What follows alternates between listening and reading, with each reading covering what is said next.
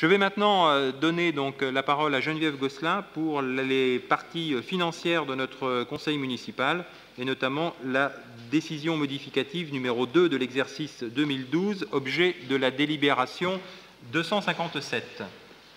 Alors, nous avons essayé de faire une synthèse de cette longue délibération de décision modificative en vous présentant, en regroupant ces différentes modifications. On a regroupé d'abord, en ce qui concerne les investissements, toutes les dépenses qui s'élèvent à 168 382 €. Il s'agit de dépenses nouvelles qui sont compensées par des recettes que l'on va retrouver dans le chapitre recettes. C'est la permanence d'accès aux soins PASS dont on a parlé tout à l'heure pour 34 244 €. Un complément pour l'étude sur l'acquisition et l'étude sur les terrains de golf dont on verra qu'il y a une recette en face pour 11 242 €. La bibliothèque, l'acquisition et restauration d'ouvrages 3 500 € et enfin des avances sur marché pour 170 000 €. Autres dépenses qui, celles, ne sont pas compensées, celles-là, par des recettes en face. Une subvention à la CUC pour la construction d'un parking sur la partie sud prison pour 163 000 €. L'ORU, le parc Mendès France pour finir l'opération, 144 000 €. Le gymnase de la gamme Mâcherie, c'est un investissement pour le roller hockey pour 33 000 €. Et une dépense en moins qui est l'échec de la tentative d'acquisition du Fra Angelico pour 400 000 €. Les recettes, donc des recettes nouvelles pour 350 968 €. Donc il y a une subvention de la DRAC pour les travaux de la bibliothèque de 575 800 €. Une subvention de la DRAC pour les menuiseries du château des Ravalets pour 41 178 €. Une subvention du Conseil général pour les menuiseries du château des Ravalets, 15 349 €. Et une subvention du Conseil général pour la démolition l'ex-école de la Montquentin pour 15 000 €. Des recettes nouvelles qui viennent financer les dépenses inscrites à cette DM dont on parlait précédemment au poste de dépenses sur investissement. Les remboursements d'avances sur marché pour 170 000 €. La subvention du CCAS pour les locaux de la passerelle d'accès aux soins pour la même somme que celle que nous avons vue en dépenses, et une subvention d'EDF pour les acquisitions et les travaux d'extension du golf pour 310 660 €, et une diminution des emprunts à prévoir, compte tenu des subventions que nous avons reçues et des excédents affectés, de 814 755 €. En ce qui concerne le fonctionnement, des dépenses supplémentaires pour 611 200 €, avec une liste de dépenses nouvelles qui sont compensées par des recettes équivalentes.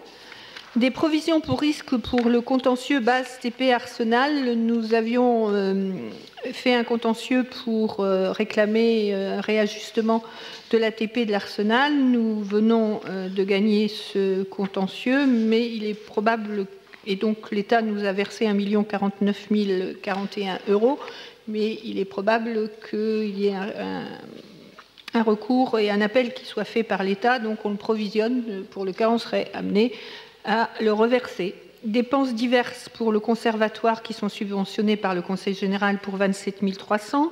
Des subventions à diverses associations dans le cadre du projet éducatif local, 19 500 €. Le projet d'extension du golf pour les indemnités SAFER et exploitants agricoles et ainsi que pour l'étude, 178 044 €. Une subvention à l'ONG ACRA, c'est pour le reversement de subventions au projet d'adduction d'eau à coût ballant pour 100 000 €. Et le marché des activités socio-éducatives, des dépenses qui sont compensées par un solde du marché 2011 perçu en 2012, 85 000 €. Pour le fonctionnement des bibliothèques, 20 834 €, des ouvertures de crédits nouveaux financés par des subventions reçues pour divers projets culturels, notamment les mercuriels et les expositions au musée pour 44 500 €, et des fournitures pour travaux en régie qui sont compensées par des recettes d'ordre pour 189 003 €. D'autres dépenses qui, elles, n'ont pas en compensation des recettes. L'inscription d'une provision complémentaire pour les 2 emprunts structurés. Vous savez qu'on provisionne chaque année des risques pour les emprunts structurés, sachant qu'on a un gain chaque année par rapport au cours actuel de 29 994 €. La bibliothèque, la location complémentaire de comble à l'espace René Lebas, 18 200 €. Une subvention CCAS pour le restaurant administratif, c'est une régularisation pour 54 000 € et une subvention exceptionnelle à la JS Handball pour 10 000 €. En recettes, ce sont 1 660 954 € de recettes à inscrire dans cette décision modificative pour le fonctionnement.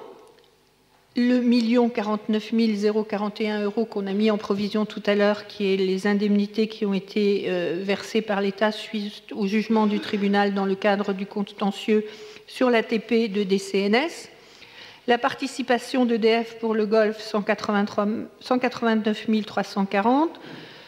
La subvention pour le PEL du Conseil général, 23 000 €. Le fonds de péréquation des ressources communales et intercommunales, qui est une nouvelle ressource pour 112 726 €. L'agence de l'eau pour l'ONG ACRA, 100 000 €. Le marché des activités socio-éducatives, le solde 2011 et une reprise sur provision de 85 592 €. Et différentes subventions qui ont été reversées, on l'a vu tout à l'heure, en dépenses sur les projets culturels, 62 834 €. Voilà pour le budget principal. En ce qui concerne le budget annexe du port de plaisance, quelques modifications, des mouvements qui concernent essentiellement les dépenses de fonctionnement qui augmentent de 126 641 €. Les frais de location et d'installation de bungalows pendant les travaux de la capitainerie pour 45 000 €. Un impôt sur les sociétés de 25 000 €. Une redevance d'occupation du domaine public versée à PNA qui est actualisée tous les ans et donc pour 2012 plus 10 000 €. Et l'achat de carburant vendu aux usagers pour 32 000 €. Et puis une augmentation des recettes de fonctionnement, ce sont une augmentation des recettes des usagers du port pour 42 000 €. Est-ce que vous avez des questions, des demandes de précision par rapport à cette décision modificative? Donc, je la soumets aux voix. Qui vote contre? Qui s'abstient? 3 abstentions. Donc, délibération donc adoptée, moins 3 abstentions. La délibération suivante, la 282, concerne les amortissements de subventions d'équipement qui ont été versés en 2012. Les subventions d'équipement sont maintenant imputées sur la section d'investissement, mais elles doivent donner lieu à un amortissement comptable sur une durée de 5 ans lorsqu'il s'agit de subventions de financement de biens mobiliers, de matériel ou des études, et sur une durée de 15 ans lorsqu'il s'agit de subventions qui financent des biens immobiliers. Pourtant, les collectivités locales ont la possibilité, par délibération expresse, d'amortir ces dépenses sur 1 an seulement et l'année de leur versement. Donc, vous avez en 2012 la liste de toutes les subventions d'équipement que nous avons versées. Et nous vous proposons donc d'amortir sur 15 ans la seule subvention qui est celle de Presqu'île Habitat, qui a été versée pour un montant de 1 218 186 € sur 15 ans. Et toutes les autres, nous vous proposons de les amortir sur l'année 2012 en une seule fois. Qui vote contre? Qui s'abstient? Donc délibération adoptée à l'unanimité. On passe, je dirais, l'événement majeur de notre conseil municipal, à savoir l'examen du budget primitif de l'exercice 2013. Geneviève Gosselin.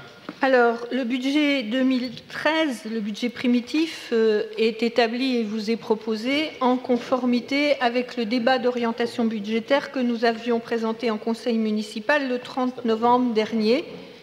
Et il est la traduction de notre volonté de poursuivre une gestion rigoureuse et une utilisation rationnelle des recettes de la ville. Vous avez là l'évolution, un histogramme qui vous présente l'évolution de l'enveloppe normée versée par l'État depuis 2005, après application des formules de calcul. Vous voyez qu'à partir de 2010, l'enveloppe normée est d'abord restée stable entre 2010 et 2011, qu'elle a baissé entre 2011 et 2012 et qu'elle reste stable en 2013. Nos recettes de fonctionnement, on peut considérer que les recettes de fonctionnement sont stables depuis entre, en tout cas, 2006 et 2010, malgré une augmentation de la DSU, avec une augmentation en 2010 qui est liée notamment à cette année-là des subventions sur la course du Figaro et des recettes sur le FDTP.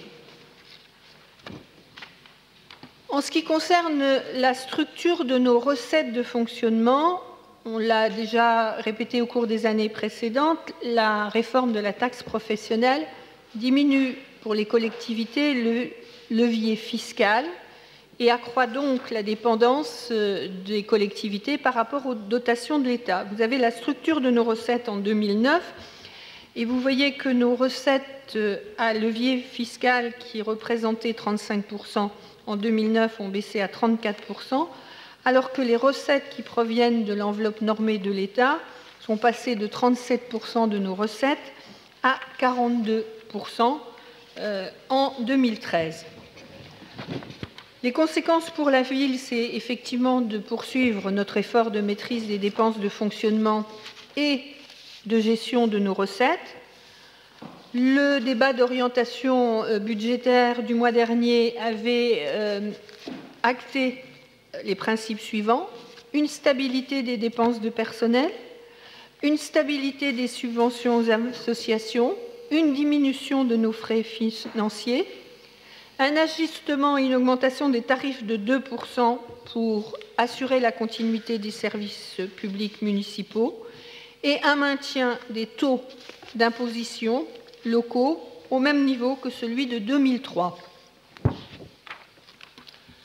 En ce qui concerne la gestion des investissements, c'est l'inscription de 12,7 millions d'euros d'investissements et c'est un maintien au cours des dernières années d'un montant élevé d'investissement, notamment on le verra grâce à l'augmentation de notre capacité d'autofinancement, qui est aussi une façon de maintenir une activité, enfin une commande dans l'économie locale.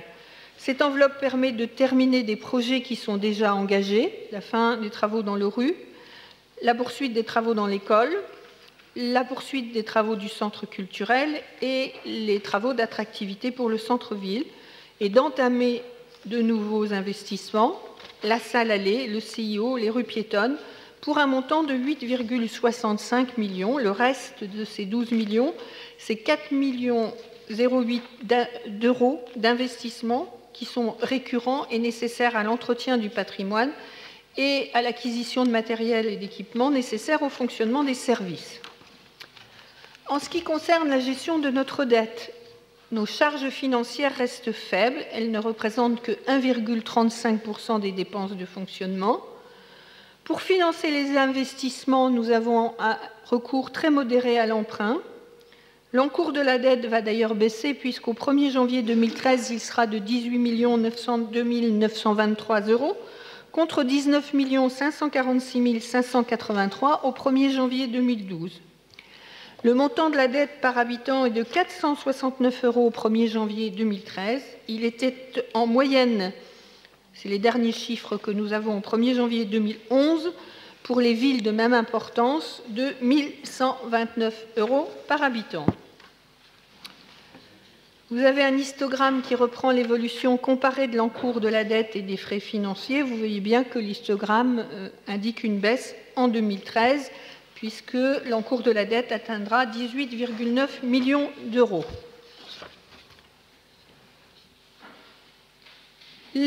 Nous voulions aussi vous présenter le taux de croissance des dépenses et des recettes réelles de fonctionnement pour vous dire que pour la 4e année consécutive, l'effet ciseau est inversé, puisque nos dépenses réelles de fonctionnement baissent de 0,42% par rapport à 2012 et que nos recettes réelles de fonctionnement augmenteront de plus 0,5% par rapport à 2012. Vous avez là aussi un tableau de l'évolution de notre autofinancement complémentaire depuis 2009. En 2009, nous avions présenté un BP avec un autofinancement prévisionnel de 68 000 €. En 2010, il est passé à 330 931 €, en 2011 à 334 431 € et en 2012 à 909 836 €. Pour l'année 2013, la prévision d'autofinancement complémentaire est estimée à 1 339 240 €. Cette augmentation de notre autofinancement traduit des efforts de maîtrise des dépenses et des recettes de fonctionnement. Il va permettre de financer davantage d'investissements en ayant moins recours à l'emprunt. Pour ce BP 2013, nous allons vous présenter les mouvements réels qui concernent les dépenses prévisionnelles de fonctionnement. On passe au tableau avec le regroupement. Vous voyez que les charges à caractère général s'élèveront à peu près à 10 167 000. On va les prendre une par une d'ailleurs.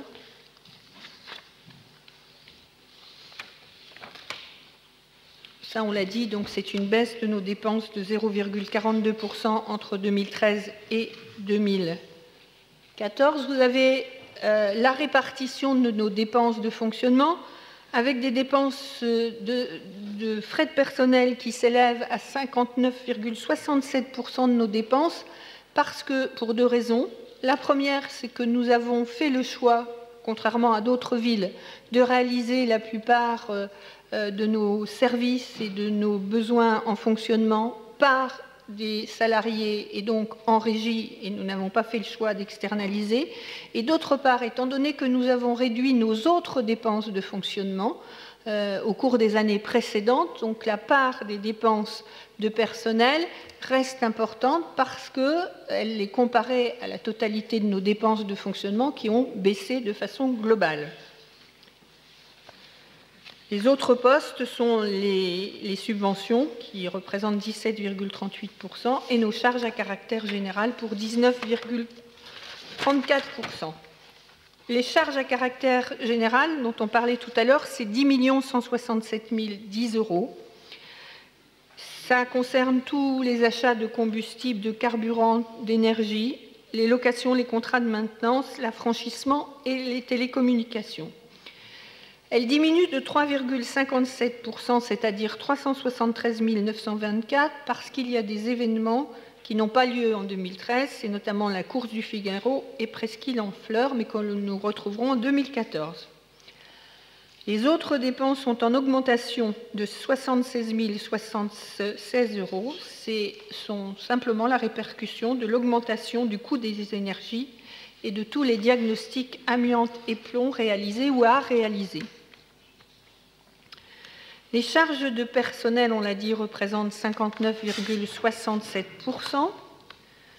Les charges de personnel qui concernent uniquement le personnel municipal, elles représentent un montant de 31 370 913 €. Elles sont en diminution de 0,11%, ce qui représente 35 352 €, avec notamment la prise en compte du moindre recours aux étudiants et enseignants pour les activités périscolaires qui ont été confiées aux titulaires du marché des activités socio-éducatives. Les frais de personnel extérieur, eux, s'élèvent à 946 100. Ils sont en augmentation de 95 548 €. L'augmentation est liée uniquement, comme on l'a dit, au marché des activités socio-éducatives pour 130 900 €, parce que le périmètre a été élargi. En effet, l'accueil périscolaire du soir dans les écoles primaires et l'accompagnement du temps de midi étaient assurés sur une partie du territoire, l'ex-Cherbourg, par des étudiants et des enseignants, qui étaient rémunérés sur les salaires de la ville. Or, sur l'ex-territoire ex-Octeville, ces prestations étaient réalisées par le titulaire du marché. Le nouveau marché qui a été attribué confie aux prestataires donc tout le périmètre élargi à toute la ville pour la mise en œuvre de l'accueil du soir, ainsi que le mercredi en journée, qui n'existait pas jusqu'alors, ce qui explique les augmentations dont on parlait tout à l'heure. En ce qui concerne les autres charges de gestion courante. Elle s'élève à 9 135 355. Ce sont les subventions aux associations, aux CCAS et aux écoles privées. Elles augmentent de 1,17%, notamment 105 318 € pour une augmentation de la subvention à l'ESAM C2 de 136 000 € versée pour compenser la fin de la mise à disposition de 4 agents qui ont réintégré la collectivité. Et donc, il faut verser ces subventions à l'ESAM pour qu'elle embauche de nouvelles personnes. Le chapitre 66, c'est les frais financiers, 710 000 €. Ils sont en diminution de 5,33%. Ça représente 40 000 € en moins de frais financiers. La raison, c'est la baisse d'un encours de la dette en 2012, mais aussi des taux variables qui sont historiquement bas en 2012. Les charges exceptionnelles, ce sont essentiellement des primes que nous versons pour la mise en conformité des installations sanitaires en contrepartie de recettes de fonctionnement. Elles diminuent de 5,35%, de 10 962 €. En ce qui concerne nos recettes de fonctionnement, elles vont augmenter de 0,5% par rapport à 2012, soit 305 484 € en plus. On va les prendre une par une. Les impôts et taxes que nous percevons, 26 603 951 €. Elles augmentent de 2,18%, ce qui fait 568 588 €. C'est notamment l'application de la revalorisation forfaitaire des bases de recettes de la taxe d'habitation et des taxes foncières que nous avons estimées à 1%, mais qui devrait être normalement supérieure. Et l'inscription d'une nouvelle recette, le FPIC, le Fonds de péréquation horizontale des ressources communales et intercommunales, pour ce que nous avons inscrit pour 107 315, j'y reviendrai tout à l'heure. La répartition de nos contributions directes pour la taxe d'habitation, on a une augmentation de 1% qui est liée à la revalorisation estimée de 1% des bases, la revalorisation forfaitaire. La même chose pour le foncier bâti et le non bâti. Et vous avez la cotisation foncière des entreprises où nous avons uniquement repris la revalorisation forfaitaire des bases de 1%. En ce qui concerne les dotations et les participations, elles s'élèvent à 25 491 863. Elles diminuent de 1,10% par rapport au BP 2012, ce qui représente une perte de 284 419. Il y a d'abord la disparition de la subvention que nous recevions pour la course du Figaro, puisqu'il n'y a pas de Figaro. Et en dehors de ces écritures, les recettes augmentent de 88 581 €. C'est une augmentation qui masque une diminution de notre DGF pour 64 177 et du fonds départemental de la taxe professionnelle de 160 000, compensée par une augmentation de la dotation de solidarité urbaine de 209 591 et aussi compensée par une augmentation de la participation de la Caisse d'allocation familiale au fonctionnement des structures de la petite enfance pour 153 000 € en raison de l'augmentation de l'activité de ce service.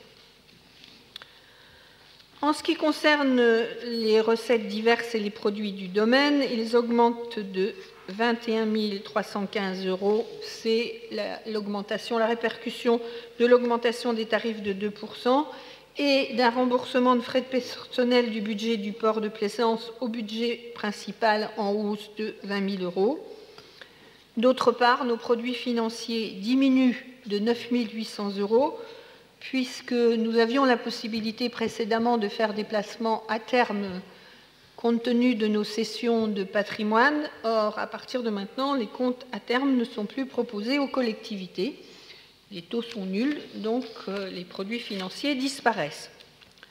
En ce qui concerne la section d'investissement, Nous prévoyons en dépenses les dettes, le remboursement de notre annuité d'emprunt pour 2 800 000 euros, des dépôts et cautionnements pour 1 000 euros, des travaux pour compte de tiers 25 000 euros et nos 12 710 460 qui sont les travaux, le matériel et le mobilier et les subventions d'équipement.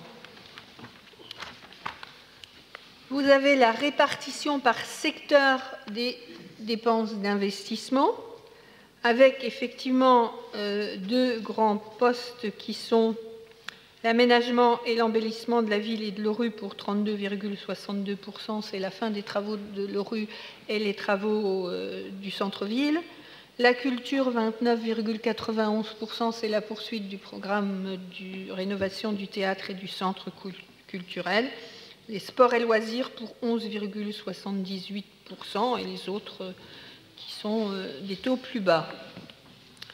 Les principales opérations d'investissement qui sont prévues en 2013, vous en avez la liste. Le centre culturel pour 3 500 000, le centre-ville pour 2 93 508 euros, la salle allée pour 1 100 000 euros, les travaux dans les locaux du CIO pour y accueillir le CLDP et le CIO, 540 000 euros, la passerelle sur le bassin, 519 120 euros, les travaux rue 409 032, des travaux dans les complexes sportifs, les gymnases et les stades pour 350 000 euros, l'entretien du patrimoine, 250 000 euros, des travaux dans les écoles, 240 000 euros, le design urbain des rues piétonnes, 230 000 euros, la maison Françoise Giroud, des travaux prévus depuis longtemps pour 220 000 euros, l'aménagement de parking et voirie, 180 000 euros, l'éclairage public, 150 000 euros, des travaux, la poursuite des travaux au château des Ravalets pour 150 000 euros, la rénovation et les changements des aires de jeu pour 120 000 euros, des travaux pour économie d'énergie, 100 000 euros, des travaux à la crèche Le Valois, 100 000 euros, des travaux de voirie dans le secteur de la Divette pour 70 000 euros et le début de travaux d'accessibilité handicapée pour l'hôtel de ville notamment, pour 50 000 euros. En ce qui concerne nos recettes réelles, une recette du fonds de compensation de la TVA pour 1 340 718, des subventions que nous inscriverons à hauteur d'1 700 000 parce que ce sont uniquement celles qui sont notifiées, elles viendront augmenter au cours de l'année 2013, et donc des emprunts que nous dimensionnons à 8 911 502 qui varieront en fonction de l'arrivée des subventions. Et enfin, des travaux pour les comptes de tiers, ce sont les travaux que nous sommes amenés à réaliser pour des bâtiments en péril dont les propriétaires ne font pas la mise en sécurité. En conclusion, ce que nous pouvons dire sur ce BP 2013, c'est qu'il est établi conformément aux prévisions de gel des dotations de l'État pour 2013. Cependant, l'effort demandé aux collectivités locales risque d'être plus important en 2014 et en 2014. Les dotations en provenance de l'État pourraient être prévues à la baisse sur cette période. D'un autre côté, la recette du fonds de péréquation des ressources intercommunales et communales doit augmenter en 2013. En effet, il est prévu qu'au niveau national, ce fonds de péréquation, tel qu'est la loi actuellement, soit multiplié par 7 entre 2012 et 2016. Il devrait passer de 150 millions d'euros en 2012 à 1,1 milliard en 2016. Dans l'état actuel des choses, mais ça pourra être revu en fonction de l'évolution des intercommunalités et la modification de strates éventuellement, on peut estimer que le FNPIC pour la ville de Cherbourg en 2016 pourrait être à hauteur d'une enveloppe de 600 000 euros. Nous l'avons inscrit cette année, en 2013, que le même montant que l'année dernière, alors qu'il est prévu d'être en augmentation en 2013 par rapport à 2012, dans l'hypothèse d'une concertation au niveau intercommunal pour voir l'éventuelle répartition entre les villes et la communauté urbaine. Compte tenu de tous ces éléments, il est nécessaire de rester vigilant sur la maîtrise de nos dépenses de fonctionnement dans le but de dégager des excédents suffisants pour avoir un moindre recours à l'emprunt, en gardant le même niveau d'investissement et en ayant bien sûr toujours comme objectif de ne pas augmenter la fiscalité. Parfait.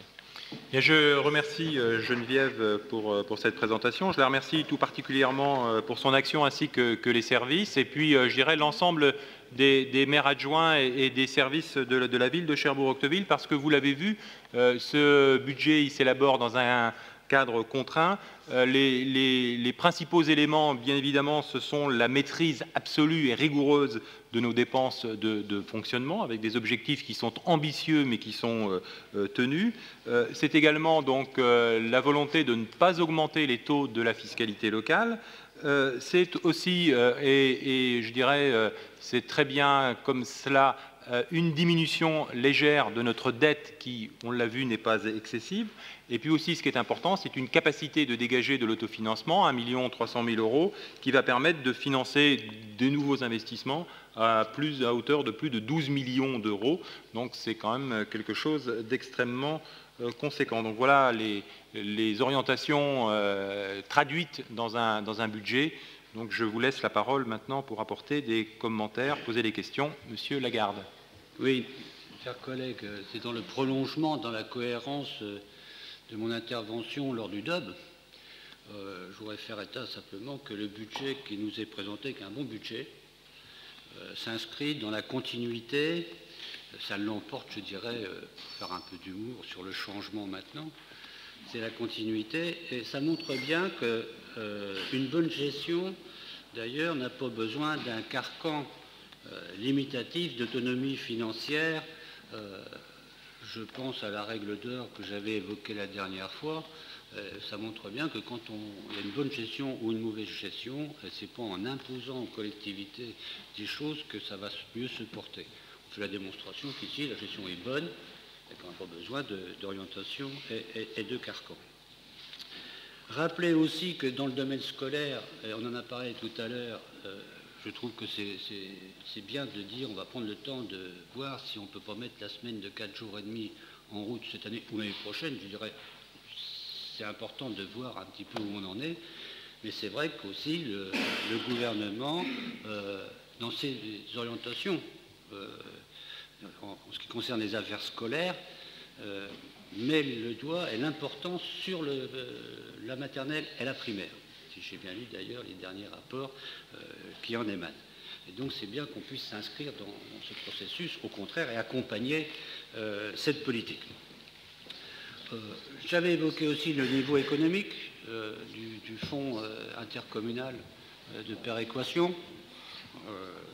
Donc on prend aussi le temps de la réflexion, le temps de voir comment on peut travailler pour avoir un fonds d'intervention économique intelligent, qui ne porte pas seulement d'ailleurs sur les EMR. Je pensais aussi qu'un fonds d'intervention économique aurait pu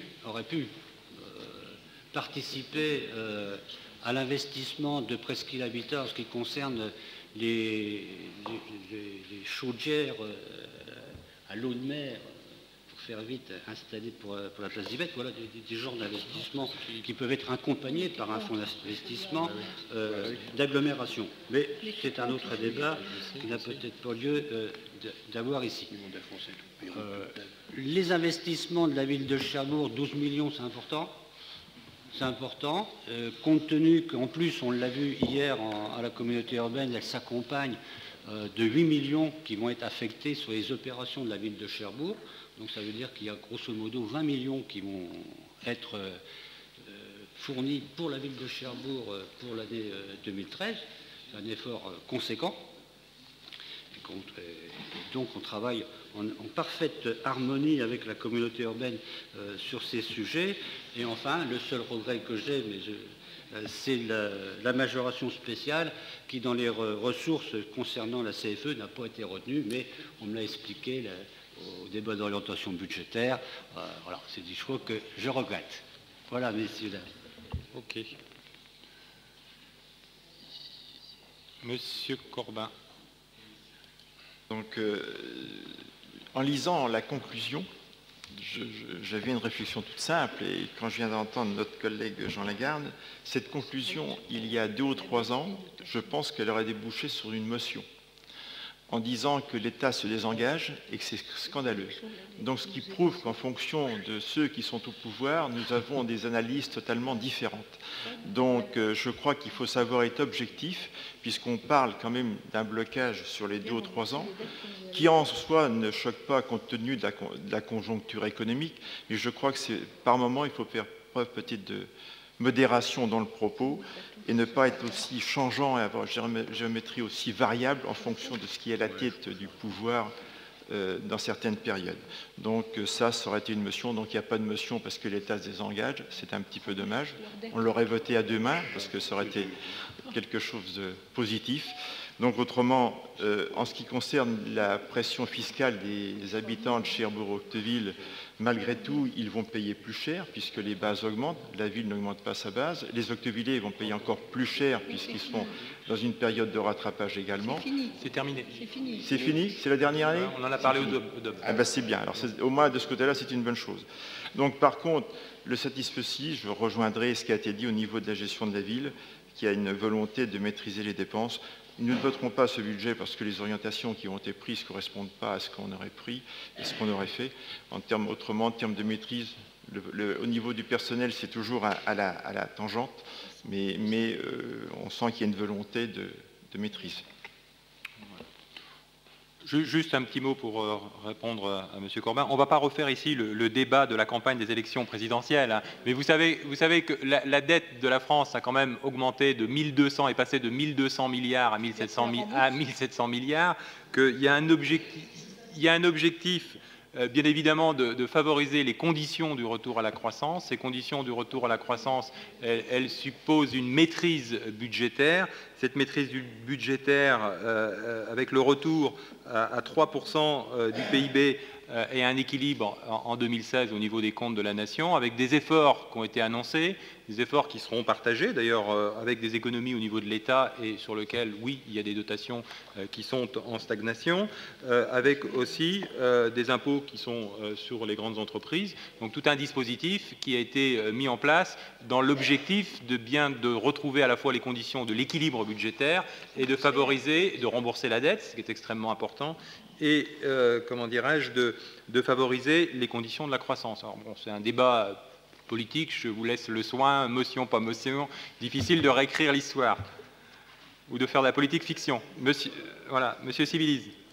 Brièvement, Monsieur le maire, puisqu'on a déjà eu l'occasion de nous exprimer au cours du débat d'orientation budgétaire, mais simplement pour rappeler quand même qu'en cette période de crise du système capitaliste, la gauche dispose de tous les leviers pour mettre en œuvre les réformes qui permettraient de résister au marché financier et de donner à nos collectivités les moyens de faire la politique pour laquelle ils ont été élus.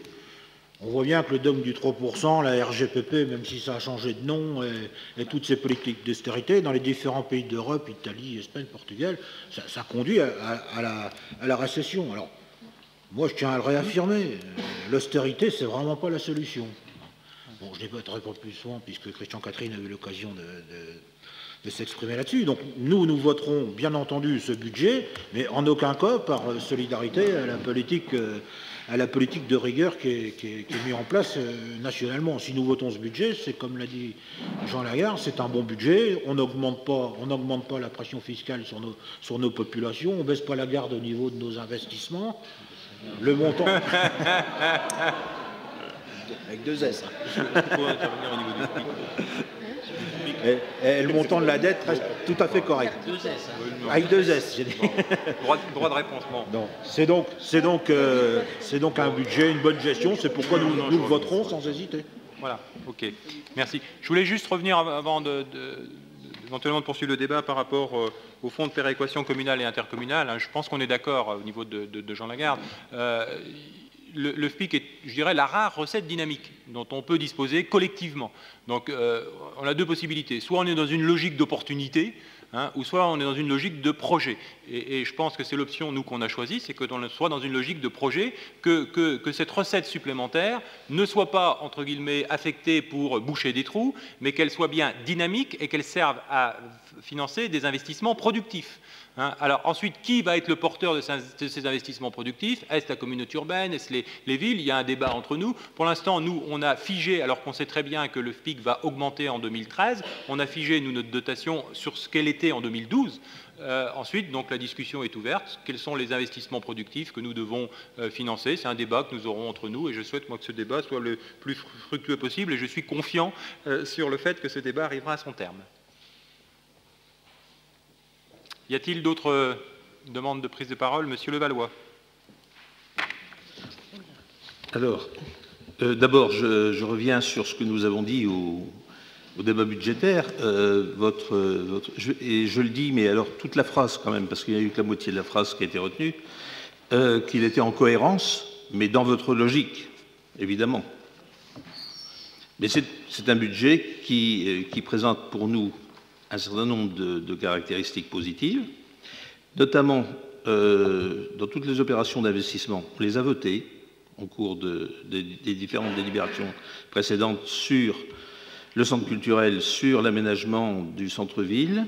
Ce sont de bons équipements, a priori, on va voir le résultat, mais je pense quand même que ce sont de bons équipements, et pour lesquels le recours à l'emprunt dans une période comme celle-ci, où les taux sont bas, est évidemment une bonne pratique.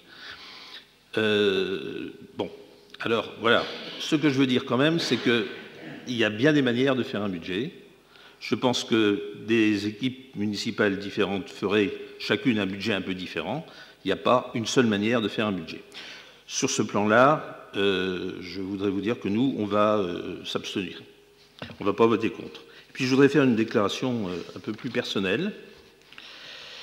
J'ai toujours considéré que la politique était une activité noble, dès lors qu'elle se conçoit comme un service au sein d'une communauté humaine et qu'elle s'appuie sur des convictions. C'est le cas, j'en suis convaincu, de chacun d'entre nous au sein de notre conseil municipal. Au nom de ces convictions, me reconnaissant depuis longtemps dans ce qu'il est convenu d'appeler le gaullisme social, j'étais heureux et fier de m'engager en 1971 aux côtés du docteur Jacques Hébert, alors député-maire de Cherbourg, et je ne le regrette pas. La crise récente de l'UMP, qui a trouvé son dénouement, m'oblige à reconnaître que je ne suis pas en adéquation avec le président proclamé, ni sa représentation locale, et je tenais à vous en faire part, car très logiquement, je quitte l'UMP. Naturellement, lorsqu'il s'agit d'éthique et de conviction, avant de parler de celle des autres, il convient de s'appliquer à soi-même ces bons principes. J'ai donc décidé de démissionner du conseil municipal à dater du 1er janvier. Rien ne m'y oblige. Mais élu sous les couleurs d'une formation politique que je quitte, il me paraît plus correct de laisser ma place à la suivante de liste. Pour conclure, le moment est peut-être venu, à côté des listes politiques, que les citoyens de la société civile de Cherbourg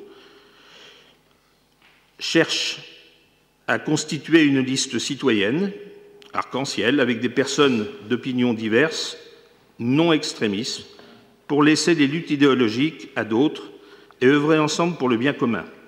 Je vous remercie de votre compréhension.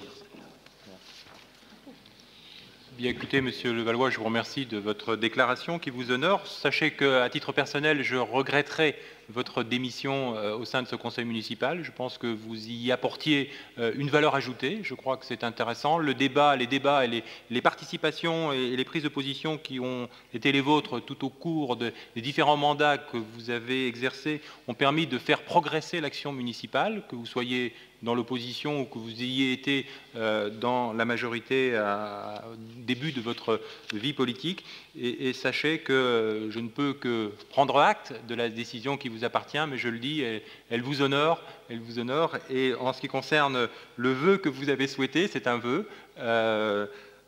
On sème des choses et ensuite, donc, il y a toujours un délai entre le moment où l'on récolte ce que l'on a semé. Donc, cette proposition, elle sera soumise, je dirais, à la réflexion collective. Voilà ce que je voulais dire. Ça ne nous empêche pas de délibérer donc maintenant sur ce budget, s'il n'y a pas d'autres prises de parole. Donc, en ce qui concerne donc, le budget primitif de l'exercice 2013, qui vote Contre? Qui s'abstient? Donc, alors, avec les pouvoirs, ça fait 6 abstentions. Eh bien, je vous en remercie. Donc, nous allons pouvoir passer à la délibération suivante, la dissolution du budget annexe des pompes funèbres. Donc, c'est toujours Madame Gosselin. Le budget annexe... Attends, je te redonne la parole. Le budget annexe des cimetières avait été créé en janvier 1998 suite à la fin du monopole communal du service extérieur des pompes funèbres et il enregistrait des recettes des activités funéraires. Jusqu'en 2003, les recettes de ce budget étaient régulièrement aux alentours de 30 000 €, ce qui justifiait l'existence d'un budget annexe. En effet, au-delà de 32 600 € hors taxes, il y a obligation d'assujettir à la TVA une activité qui rentre dans le domaine concurrentiel. En dessous de cette somme, le régime de la franchise en base de TVA s'applique. Or, depuis 2004, les recettes n'ont commencé à diminuer en raison d'une préférence accrue pour la crémation pour se stabiliser en 2006 à environ 20 000 € par an. Donc, cette activité peut maintenant relever du régime de franchise de la TVA. Et donc, on vous propose de dissoudre le budget annexe des pompes funèbres et de réintégrer les recettes dans le budget principal de la collectivité. Par rapport à cette délibération, qui vote contre? Qui s'abstient?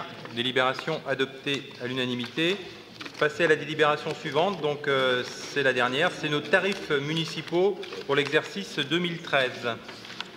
Alors écoutez, c'est l'application de ce que nous venons de voter, de l'augmentation de 2% des tarifs municipaux. Je n'ai pas l'intention de vous lire toutes les pages de ce tarif municipal. Qui vote contre? Qui s'abstient? Délibération adoptée à l'unanimité. C'était la dernière donc, de notre séance publique, puisque nous avons encore une délibération à huis clos concernant une remise gracieuse de dette.